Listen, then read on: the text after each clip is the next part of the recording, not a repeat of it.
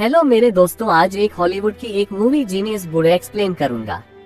कहानी की शुरुआत जेल में कैद फ्रैंक पेरी नाम के एक आदमी से होती है जो उस वक्त किसी गंभीर सोच में डूबा हुआ था और उसके चेहरे से यह साफ पता चल रहा था कि वह कुछ ऐसा करने जा रहा है जी उसने आज से पहले कभी नहीं किया। और कुछ देर बाद फ्रैंक अपने कमरे से निकलकर जेल के सबसे खूंखार कैदी रिच के कमरे में पहुंच गया। उधर जेल के लॉन्ड्री रूम में 4 कैदी जेल से भागने की कोशिश में लगे हुए थे। उन्होंने तुरंत ही नाली के ढक्कन को हटाकर जमीन में एक छेद किया जिससे एक एक करके वह लोग नीचे उतर गए। पर ब्री काफी देर तक वहीं रुककर अपने खास दोस्त फ्रैंक का इंतजार कर रहा था। असल में उन सभी का प्लान फ्रिक के साथ भागने का था, लेकिन इन वक्त पर क्रिम की जगह लेसी वहां पहुंच गया। अपने दोस्त का कुछ देर तक इंतजार करने के बाद ब्रोड भी आखिरकार उस गड्ढे में कूद गया, पर वह अनजाने में अपनी टोपी वहीं पर भूल गया था। कुछ देर बाद फ्रैंक भी आखिरकार वहां पहुंच गया जो काफी जख्मी हालत में था और उसने तुरंत ही ब्रोड की टोपी उठाकर उसमें छलांग लगा दी। असल में कुछ महीनों पहले फ्रैंक बाकी कैदियों की ही तरह जेल में एक आम जिंदगी बिता रहा था, जहाँ उसका काम जेल के लॉन्ड्री रूम में कपड़ों को धोना था। फ्रैंक ने इस जिंदगी को काफी हद तक अपना लिया था क्योंकि वह उस जेल में उम्र की सजा काट रहा था और उसे बाहर निकलने की कोई उम्मीद भी नहीं थी। इसीलिए इस जेल को अपनी दुनिया मानने के अलावा उसके पास क्या ही चारा था। वह अपना ज्यादातर समय अकेले ही बताता। साथ ही फ्रैंक जेल के सबसे खूंखार कैदी रिजा से भी दूरी बनाकर रखता था। जेल में इतना लंबा समय बिताने के बाद अब कैंट के कुछ दोस्त भी बन गए थे और एक दिन जब फ्रैंक अपना काम खत्म करके कमरे में वापस आया तो उसने देखा कि उसका साथी अपना सामान पैक कर रहा था। असल में उसकी सजा खत्म हो गई थी और वह वापस अपने घर जाने के लिए तैयार था। उधर बाकी सारे कैदी जेल में आ रहे नए बैच को देखने के लिए खड़े हुए थे जिन्हें एक एंटीबैक्टीरियल पाउडर लगाकर लाया जा रहा था। इसके साथ ही उन कैदियों ने अंडरवियर के अलावा कुछ नहीं पहना हुआ था और ये देखकर सबसे ज्यादा खुश रिजा का भाई टोनी था क्योंकि वह जेल में इतने लंबे समय से था कि आदमी होकर आदमी से प्यार करने में उसको कोई दिक्कत नहीं थी और उससे कैदियों को छेड़ने में मजा भी बहुत आता था। और अब उसकी नजर लेसी नाम के एक नए लड़के पर टिक गई थी। कुछ देर बाद उन सभी कैदियों को अपने अपने कमरों भेज दिया गया और जब लेसी फ्रैंक का नया साथी बन गया था और फ्रैंक को उसमें कोई खास दिलचस्पी नहीं थी क्योंकि जब लेसी ने उससे बात करने की कोशिश की तो फेक ने उसे अनदेखा कर दिया। उसी शाम फ्रैंक को एक खत मिला। असल में फ्रैंक पिछले 14 सालों से अपने परिवार को इस आस में खत लिख रहा था कि शायद किसी दिन उसकी बेटी उसके खत का जवाब जरूर देगी, पर पिछले 14 सालों में उसे एक भी जवाब नहीं मिला और जो खत आज आया था वह भी उसकी बीवी की तरफ से था जिसमें उसने बताया था कि असल में ओवरडोज के चलते उसकी बेटी हॉस्पिटल में एडमिट थी और शायद कभी भी उसकी मौत हो सकती है। ये खबर सुनते ही फ्रैंक की पूरी दुनिया ही पलट गई क्योंकि जिस इंसान को वह सबसे ज्यादा प्यार करता था वह अब मौत की दहलीज पर खड़ा हुआ था। ये बात फ्रैंक को अंदर ही अंदर खा रही थी और इसीलिए वह कुछ देर बाद जेल की चर्च में पहुंच गया जहां उसकी हालत को देखकर एक गार्ड ने उसके लिए इतनी रात को भी दरवाजा खोल दिया। इसके बाद फैक्ट कन्फेशन बॉक्स में गया जहां उसने वो खत बाहर निकाला और जोर जोर से रोना शुरू कर दिया और अब वह किसी भी हाल में अपनी बेटी से एक आखिरी बार मिलना चाहता था। अगली सुबह लॉन्ड्री में काम करते वक्त अचानक फैक्ट की नजर वॉशिंग मशीन के पीछे लगी लोहे की जाली पर पड़ी जिसके ठीक ऊपर कुछ लोहे के पाइप्स भी थे जो निको जेल से बाहर से जाते थे। पर इस चीज ने फेक के दिमाग में एक बहुत बड़े प्लान की नींव रख दी। कुछ देर बाद फ्रैंक की मुलाकात अपने सबसे करीबी दोस्त ब्रोड से हुई जिस दौरान उसने जी से पूछा कि क्या मशीन में लगे एयर वेंट्स जेल के सुअर सिस्टम से जुड़े हुए हैं और अपने साथी के मुंह से ऐसी बात सुनकर ब्री पहले तो बहुत ज्यादा हैरान हुआ, पर तभी फ्रैंक ने उसे उसकी बीवी का खत दिखाया जिसे पढ़ने के बाद फ्रैंक किसी भी हाल इस जेल से निकलना चाहता था, वो भी जल्द से जल्द, और इसके लिए उसे मदद जरूरत थी। असल में ब्रोड को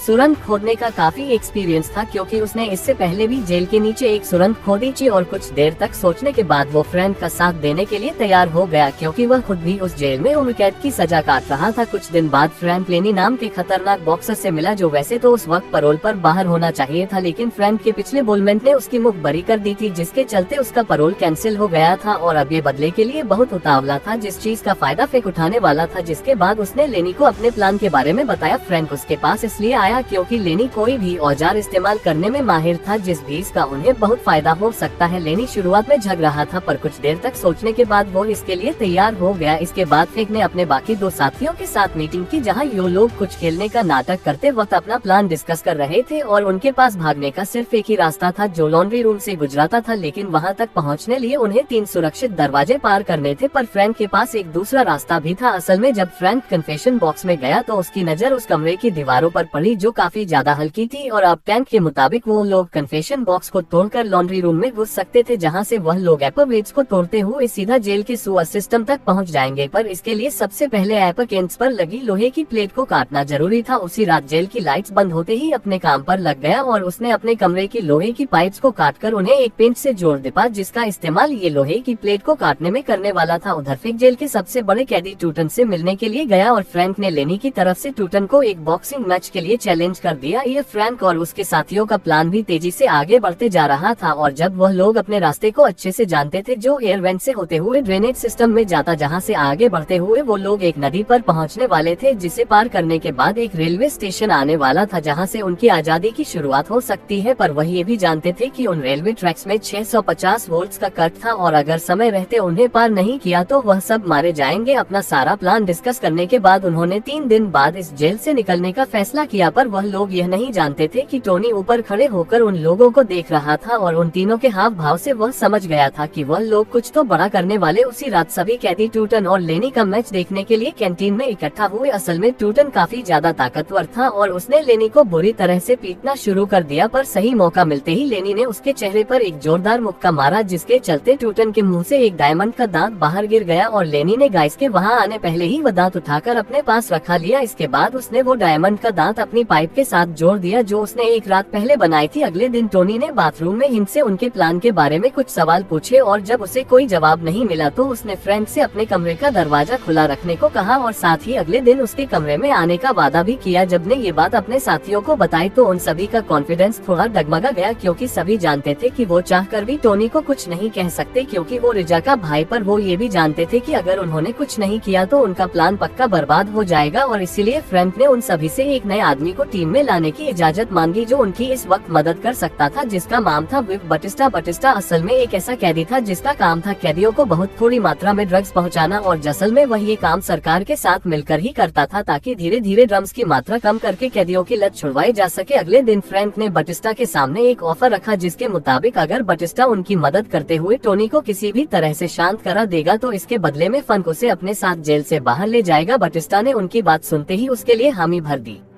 और साथ ही उसने एक ऐसा प्लान बनाया जो टोनी को हमेशा हमेशा के लिए शांत करने वाला था, और इसके लिए उसने खास हुक तैयार किया जिसमें उसने जहर मिलाया हुआ था, और उसने चुपचाप उन ड्रग्स को लैब से बाहर लाकर फिक को दे दिया। शाम को फ्रैंक थोड़ा घबराया हुआ टोनी के आने का इंतजार कर रहा था, और उसने बटिस्टा का बनाया हुआ वो ड्रग भी अपने पास ही रखा हुआ था, ताकि जब भी टोनी उससे मिलने के लिए आए तो वो उसे ड्रग पकड़ा कर चुप करा दे। पर बदकिस्मती से टोनी कमरे में अकेला नहीं आया, उसके साथ एक और साथी था। टोनी ने तुरंत ही वो ड्रग का पैकेट अपने साथी को पकड़ा दिया, और टोनी की तो पहले ही लेसी पर बुरी नजर थी, और उसने इस मौके का फायदा उठाकर लेसी को छेड़ना शुरू कर दिया। पर लेसी बाकी कैदियों की तरह युप रहने वालों में से नहीं था, और उसने टोनी की इस हरकत के जवाब में उसे पीटना शुरू कर दिया। जैसे ही टोनी के साथी ने ये देखा, लेकिन इस जल्दबाजी के बावजूद भी इम्स का पैकेट ले जाना नहीं भूला। दूसरी तरफ टोनी इतना ज्यादा पिट चुका कि उससे चला तक नहीं जा रहा था, जिसके चलते वह सेल से बाहर आते ही सीढ़ियों से नीचे गिर गया, जिससे उसकी मौके पर ही मौत हो गई। अपने भाई की यूं अचानक से हुई मौत के बारे में सुनते ही रिजा ने फ्रैंक को अपने सेल में मिलने के लिए बुलाया। वहीं दूसरी तरफ उस हादसे के बाद लेसी को सॉलिटर कन्फाइनमेंट में डाल दिया गया था। सभी लोग जानते थे कि टोनी अपनी ही हरकतों की वजह से मारा गया था, लेकिन कोई भी यह बात सच के सामने बोलने के लिए तैयार नहीं था, और बस एक ही चश्मदीद गवाह बचा था जो था फिक, क्योंकि टीनी के साथी की भी तब तक जहर वाले इम्स लेने की वजह से मौत हो गई थी, और इसीलिए रिज फ्रैंक के मुँह से सारी सच्चाई जानना चाहता था कि आखिर उसके भाई का कत्ल हुआ तो हुआ कैसे। इसके लिए उसने एक को उसी रात अपने सेल में बुलाया, पर बदकिस्मती से फ्रैंक और उसके साथियों ने भी उसी रात जेल से भागने का प्लान बनाया हुआ था, जिसकी शुरुआत पहले ही हो चुकी, और तब तक जेल में अलग अलग कमरों में बंद उसके साथ ही अपने काम पर लग चुके थे। उधर ट्राइक को बताया गया कि उसकी पत्नी उससे मिलने के लिए आई है, जिसने उसे बताया कि उनकी बेटी की उसी दिन सुबह सुबह हॉस्पिटल में मौत हो गई। यह खबर सुनकर तो पूरी तरह से टूट गया, और जब उसके पास जेल से भागने तक की कोई वजह नहीं थी, वह सब कुछ सिर्फ अपनी बेटी से मिलने के लिए तो कर रहा था। थोड़ा सोच विचार करने के बाद फेक देरी से ही सही, लेकिन लॉन्ड्री रूम में बने उस गड्ढे के अंदर कूद गया। हम वहीं पर पहुंच गए जहां से कहानी की शुरुआत हुई थी। जिस रात यह सभी कैदी भाग रहे थे और एयर वेंट्स के पास पहुंचते लेनी ने अपनी बनाई हुई पाइप निकाली और उस लोहे की प्लेट को काटना शुरू कर दिया। प्लेट के हटते ही अब उनके सामने ड्रेनेज 5 सिस्टम मौजूद था, और अब उन्हें पाइप्स में रेंगते हुए उस नदी तक पहुंचना था जो जेल के पास से गुजरती थी। काफी सारी मुश्किलों से जूझने के बाद अब आखिरकार वो सभी लोग सुअर के एंड तक पहुँच ही गए थे। यहाँ पहुँचकर उन्हें पता चला कि सुअर सिस्टम को एक दीवार से बंद कर दिया गया था, और अब उनके पास आगे बढ़ने का कोई रास्ता था ही नहीं और उनका पूरा प्लान एकदम बर्बाद हो चुका था। लेनी को लेसी पर बहुत गुस्सा आ रहा था और उसने गुस्से में लेसी को दीवार पर धक्का मारकर एक जोरदार मुक्का मारा, लेकिन लेसी किसी तरह से बच गया, जिसके चलते वह मुक्का सीधा जाकर दीवार पर लगा और दीवार का थोड़ा सा हिस्सा नीचे भी गिर गया। और ये देखते ही उन लोगों को एहसास हुआ कि ये दीवार कुछ समय पहले ही बनाई गई थी और उन्होंने तुरंत ही उसे तोड़ना शुरू कर दिया। कुछ मिनटों की लगातार मेहनत के बाद उन्होंने उस दीवार में इतना बड़ा छेद कर दिया जिससे एक आदमी आसानी से निकल सकता है। बुडी को इन बीजों का सबसे ज्यादा तजुर्बा था, इसलिए उसने खुद उस छेद के अंदर जाकर आगे रास्ता तैयार करने का फैसला किया और उसने अंदर जाते ही तेजी से खुदाई करनी शुरू कर दी। पर बदकिस्मती से कुछ ही मिनटों बाद अचानक उसके ऊपर काफी सारी मिट्टी गिर गई और ये उसके नीचे ही दम गया। फ्रिक ने तुरंत ही अपने दोस्त को बाहर निकालने के लिए हाथों से खुदाई करना कर दिया और काफी देर तक लगातार मेहनत करने के बाद उसे आखिरकार ब्रोड का हाथ मिल ही गया। भी पूरी तरह से होश में नहीं, पर फिर भी वह जिंदा था। अब वो लोग बारी बारी से ब्रोड को अपने कंधों पर उठाकर आगे बढ़ रहे थे और कुछ देर चलते चलते ये लोग एक खाली रेलवे स्टेशन पर पहुंच गए,